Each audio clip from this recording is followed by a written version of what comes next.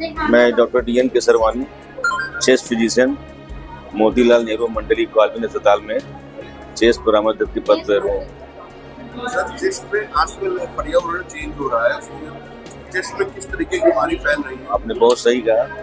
इस समय जो डे प्रतिदिन जो है चेस्ट में जो समस्याएं आ रही है वो एलर्जी, पोल्यूशन की वजह से सांस की बीमारी, खांसी की समस्या है और इसके हद तक कुछ लोगों को टीबी की संख्या बढ़ रही है। चूँकि ऐसे मरीज जो कि इनको लगातार खांसी और लगातार सांस फूलने की तकलीफ है, ऐसे मरीजों को ये चाहिए कि वो अपना मास्क का प्रयोग करें और भीड़ भाड़ वाले एरिया से बचें, जिससे कि कम से कम संक्रमण हो सके और सांस की तकलीफ कम रोका जा सके। तो पोल्यूशन की वजह से बहुत ज़्यादा समस्या आ रही है, खासतौर से अस्थमा और ब्रोंकाइटिस जैसे बीमारियां बढ़ रही हैं। इस पे हम लोग को ध्यान देने की ज़रूरत है।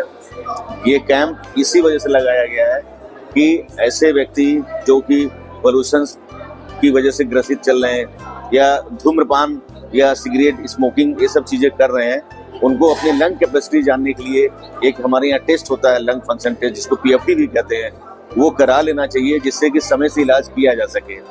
तो आज इस ट्रस्ट के माध्यम से और कुछ मशीनों निःशुल्क का सेवाएं दिया जा रहा है, जिससे ज़्यादा से ज़्यादा लोग इससे लाभान्वित हो सकें, इसलिए ये कैंप का आयोजन किया गया।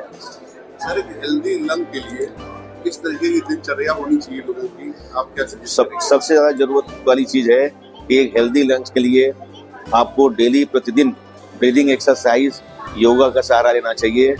कोई भी खाद्यान्न पदार्थों में तेल मसाले का सेवन यथासंभव कम से कम करना चाहिए। धूम्रपान से बचना चाहिए। एक समय फिक्सेशन के अपना एक समय फिक्स करें कि इस समय पे मुझे खाना है, चाहे नाश्ता हो, चाहे लंच हो, चाहे डिनर हो, और हैवी मील नहीं करना चाहिए, थोड़ा थोड़ा मील लेना चाहिए, जिससे कि लंग्स पे ज़्यादा असर भी न हो सके। तो इस तरह का दिनचर्या से काफ़ी हद तक लंग्स को बीमारियों से बचाया जा सकता है। सर, आजकल वायरल जैसे कि देखने में आ रहा फैला हुआ बहुत ज़्यादा, तो लोग अपने से मेडिसिन ले लेते हैं, कुछ मैंने देखा दुकानों में, इसके बारे में क्या कहना है? ये बिल्कुल गलत है। अगर किसी को वायरल इस समय का संक्रमण इस तरह हो रहा है कि जो खांसी को जो आ रही है वायरल की वजह से, पहले खांसी 2 या 3 दिन में अपने आप ठीक भी हो जाता था या कुछ घरेलू नुस्खे से जो है ठीक किया जा सकता था। लेकिन अभी की जब से कोविड के बाद की जो स्थिति है, ये कि लोगों की क्षमताएं कम हुई है, तो डेली एक्सरसाइज करें, डेली ब्रीदिंग एक्सरसाइज करें और डॉक्टर के अनुसार अगर कोई भी खांसी 2-4 दिन से ज़्यादा रहती है तो अपने से दवा का सेवन ना करें, मेडिकल स्टोर से दवा न लें, बल्कि किसी भी अच्छे डॉक्टर से दिखाकर अच्छे से चेकअप करा के तभी दवा लेनी चाहिए। अदरवाइज यही खांसी की समस्या सांस की बीमारी, ब्रोंकाइटिस, एलर्जी बहुत समस्याएं पैदा करती हैं, जिससे उनकी लंग की क्षमता कमजोर होती है, जो कि 40-50 साल की एज के बाद यही समस्याएं बृहद रूप ले लेती है, फिर वो जल्दी ठीक नहीं हो पाता है। तो इसलिए चेकअप कराएं तभी दवा लें। तो अगर किसी को लंग्स में कुछ प्रॉब्लम होती है, उसके सिम्पटम्स क्या है जिससे लोगों को पता चल जाए कि हमें कुछ?